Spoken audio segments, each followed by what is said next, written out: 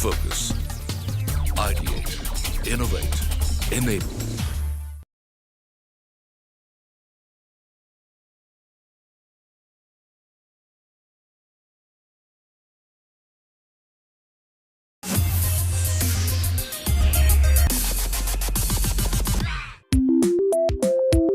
Exploring global horizons has many dimensions: quality of life, education for children, and return on investment sparked abroad.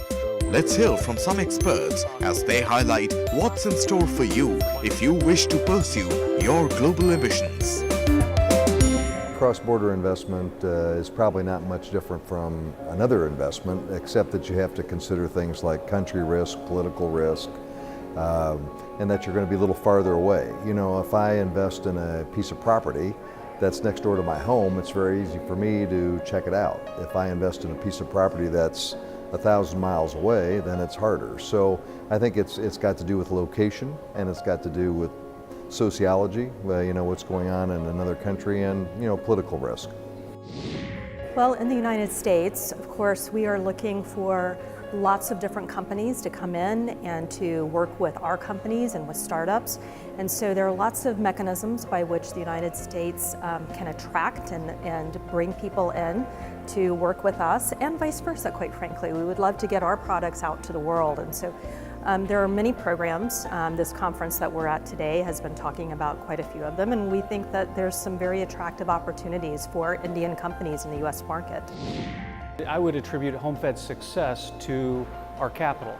We have patient stockholders that recognize that value is only going to be achieved on a long-term basis with these land development projects. So we have our primary shareholder has been with us for over 20 years. They recognize that long-term value is untapped in real estate over a long period of time, and their patience has been rewarded. Well, in general, there are employment visas, and then other reasons to be in the United States, such as studying or visiting or other type of training programs. But the most common ways that people, especially from India, are going over to the United States for the long term under the visa categories is through employment. Ireland offers stability to businesses in terms of government policies. It also offers a cluster to companies because there are a lot of large companies that would have set up in Ireland. There's also a whole ecosystem that works together, which includes research institutes and service providers to the industry. Besides that, there's very low bureaucracy. It's a very positive tax regime and a business-friendly environment. You may wonder why Canada? And I could very well tell you, it's a strong geographic and sectoral clusters that are offered in Canada, one of the soundest banking systems, amazing tax structure, everything well and good. But what really sets us apart is diversity. What we offer you is free trade to more than 51 countries. That is approximately 66% of the global GDP. And if I have to put a number to it, that's $51 trillion worth of business that you can access by setting up an office in Canada.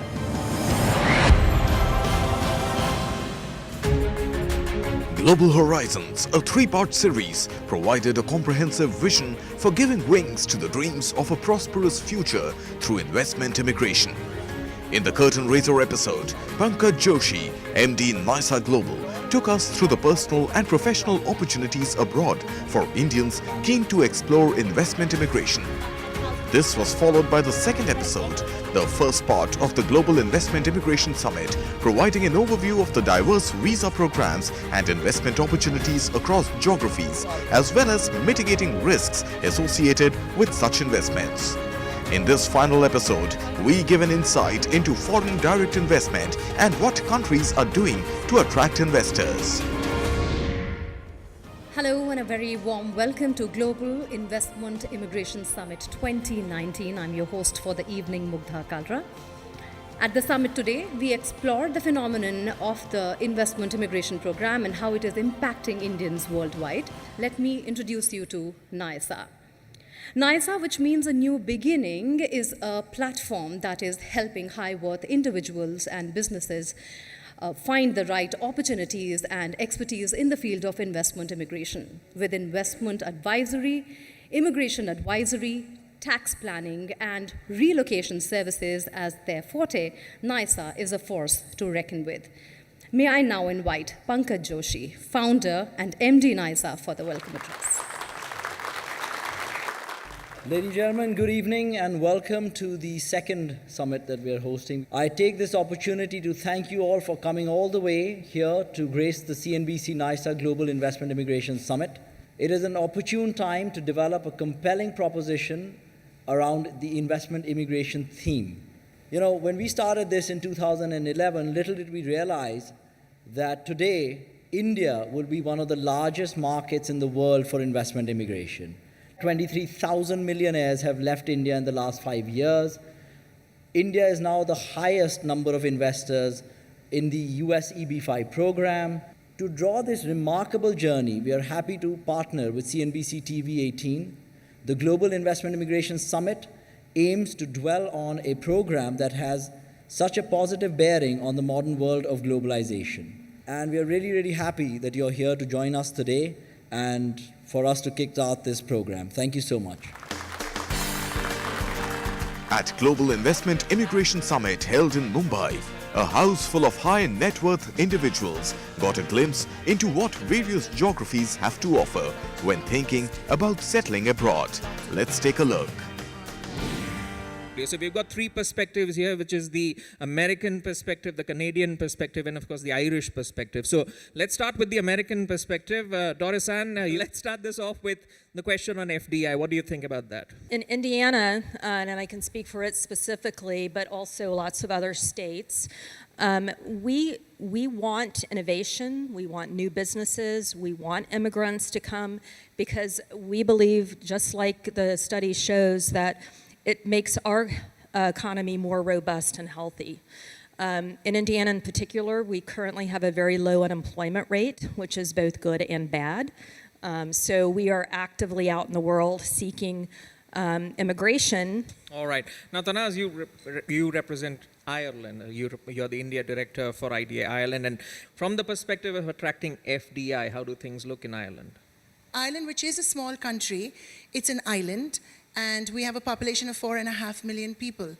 Despite that, we have the global IT companies, the top 10 global IT companies, the global pharma and med device companies in Ireland. We've developed a cluster.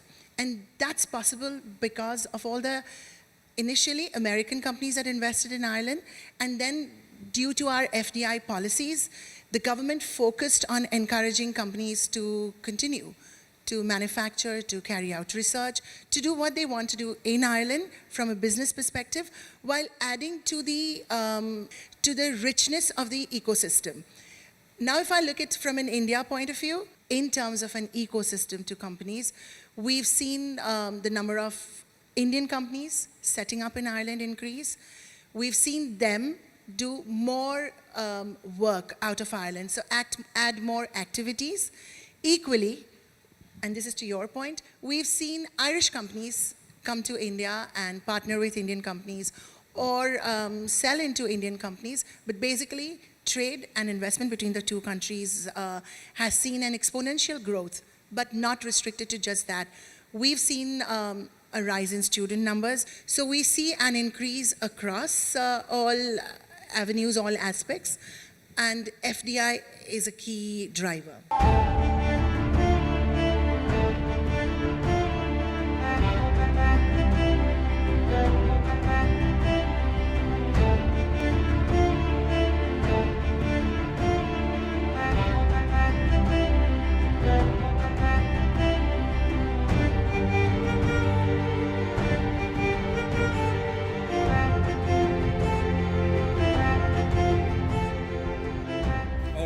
And Arvinder, you have a ringside view as Trade Commissioner as to how things are panning out. And Canada and India have extensive linkage in terms of doing business with each other. So from the perspective of FDI as a sort of as part of a policy, investment immigration as part of a policy of FDI, how do things stack up in Canada in your opinion?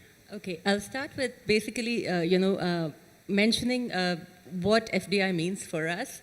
So Canada is acknowledged as a leader in economic immigration. We are a country of immigrants, and basically it's a part of our growth strategy. What we do look for is we look for innovation, we look for ideas, we're looking at building skills, and what we offer the potential investors is an ecosystem where they could thrive, they could compete on the global scale, they come there and they create jobs for Canadians.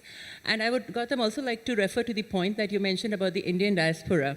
So if I look at, 3% of Canada's population belongs to, people of Indian origin. That's approximately 1.3 million. In terms of if I look at two-way trade, and this again is because of the Indian diaspora in Canada, 5 years back we were at 4.4 billion two-way. We're at 22 billion now.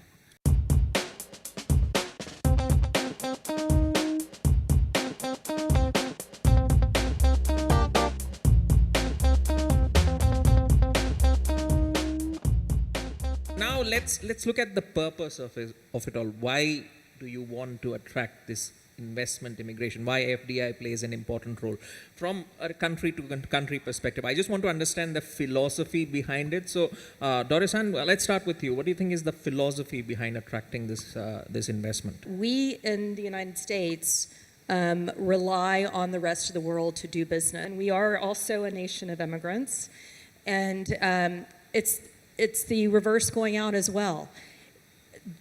All of that put together means that it's really, really important for us to make sure that we maintain these types of conferences. We get every country out there in front of you so that you can evaluate what is the best situation for you, your family, and your business.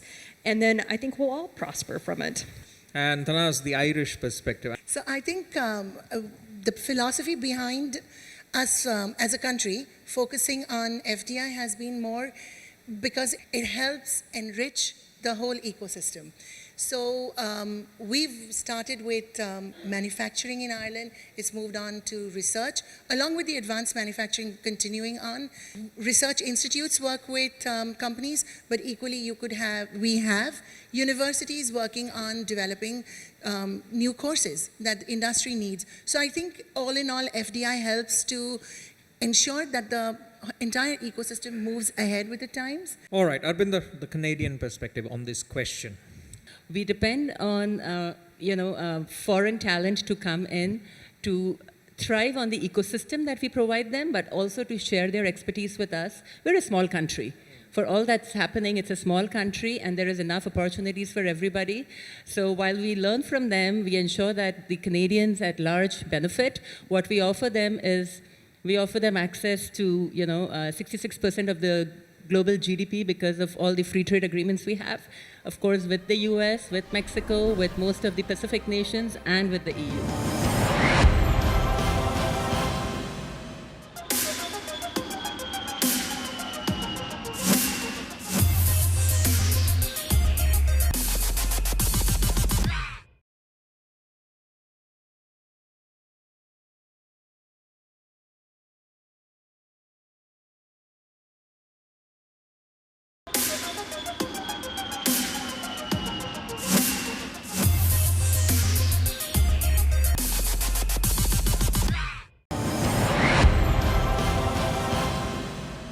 Just to get a broad perspective on the types of industries each one of your countries is looking to attract, could you give a sort of an idea of what it is? Tanas, we'll start with you.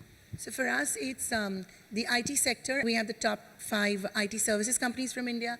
We have the top 10 global IT companies global companies. And then we have pharma and medical technologies. Again, the top 10 global pharma and medtech companies in Ireland. Similarly from India. Financial services, one of our bigger sectors, and growing post-Brexit, post-Brexit as we know it right now. Advanced engineering is another sector. And then we have got niche clusters like cybersecurity, blockchain, IoT. So these would be our main sectors. Agriculture would be another major sector. So agriculture, food processing, agri-tech. Okay.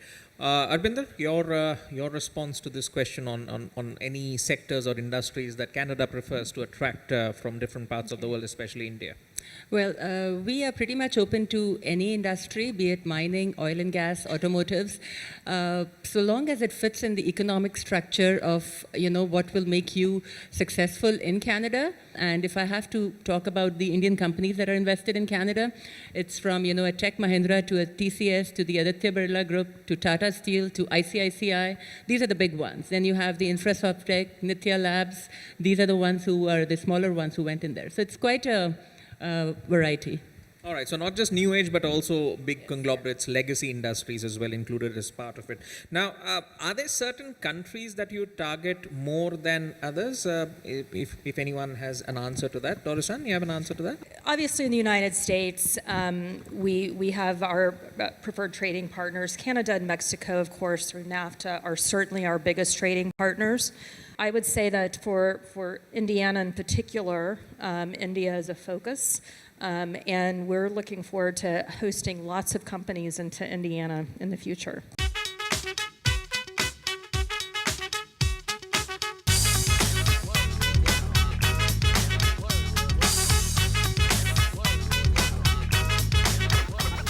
All right, Tanaz, you want to add to that? Yes, so the US would have been our largest partner for decades. Increasingly, the focus on the Irish government's part has been to look at what we call growth markets, and India would be one of the bigger growth markets as a target. We've seen a tenfold increase in number of Indian companies that have set up in Ireland in the last 10 years, and this is because the government has invested in India. We've expanded the team, so India is an important market. All right. Arvinder, any countries that you target more than others? No, we're pretty much, the world is our oyster. That said, unless there are trade sanctions with any country, we pretty much do business. Let me get a perspective from all three of you on how much competition is there for the investor. Tanaz, we'll start with you, then we'll go to Doris-san and Arvinder. Do you mean in terms of, for me, it's about the companies. Okay. There are loads of Indian companies that's available. And most companies, so if we go back and look at it, a lot of Indian IT companies would start working with America and Canada.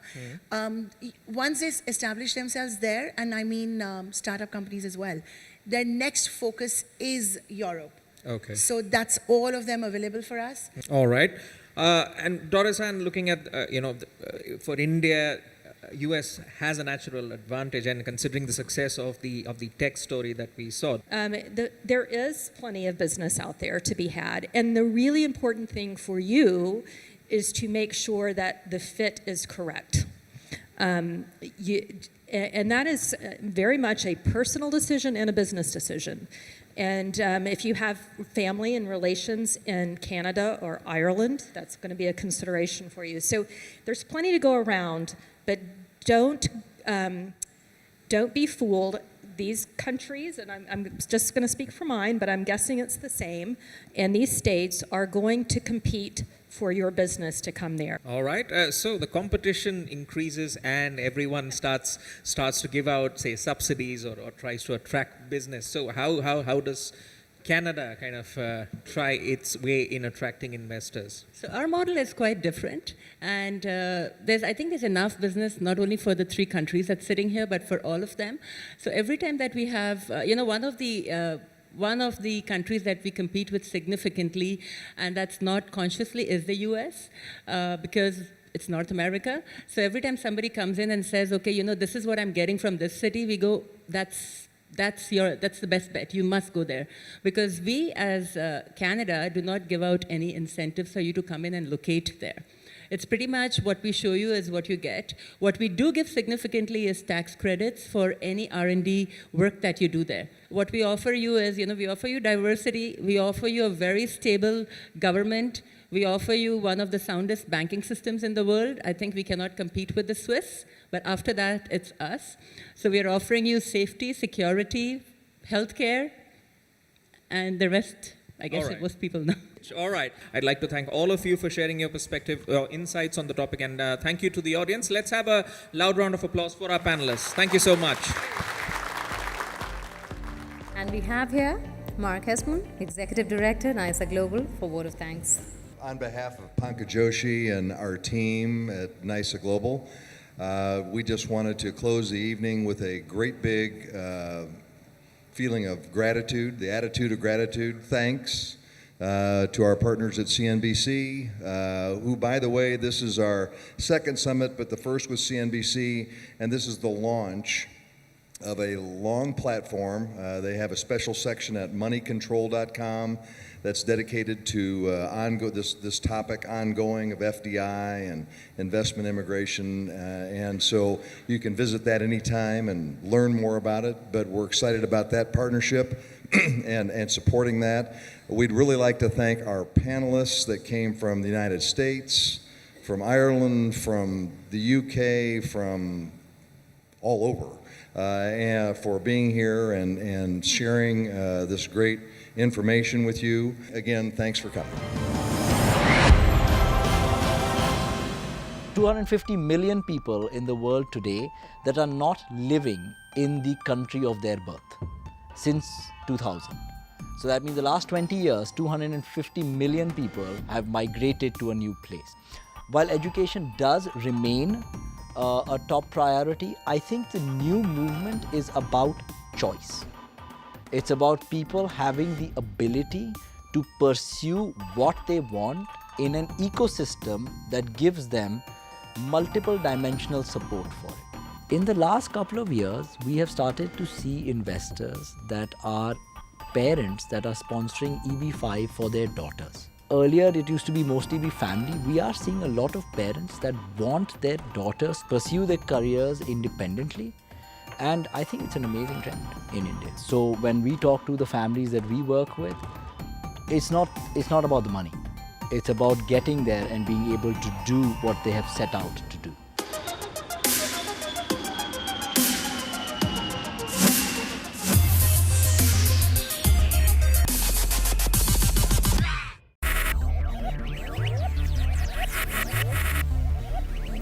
Focus, ideate, innovate, enable.